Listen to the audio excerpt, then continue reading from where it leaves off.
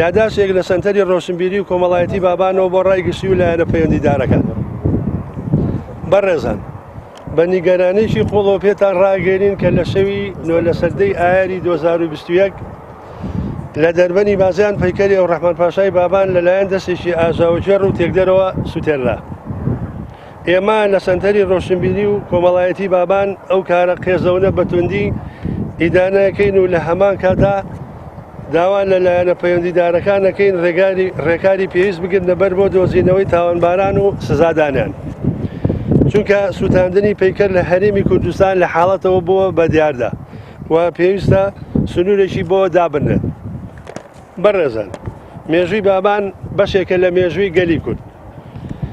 سوتاندنی پەیکەری ئەوڕەحمان پاشای بابان سوتاندنی ڕەمزێکی گەورەی گەلەکەمانە و ئێمە لای خۆمانەوە لە سەنتەری ڕۆشنبیری و کۆمەڵایەتی بابان هەموو هەوڵێکمان نەخەینە گەڕ و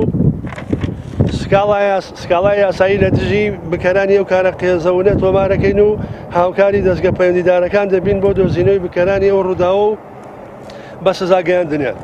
چاوەڕێی هەڵوێستی جدی لە دامۆ دەستگەکانی حکوومەت و لایەنە پەیوەندیدارەکان دەکەین بۆ سزادانی تۆمەتباران.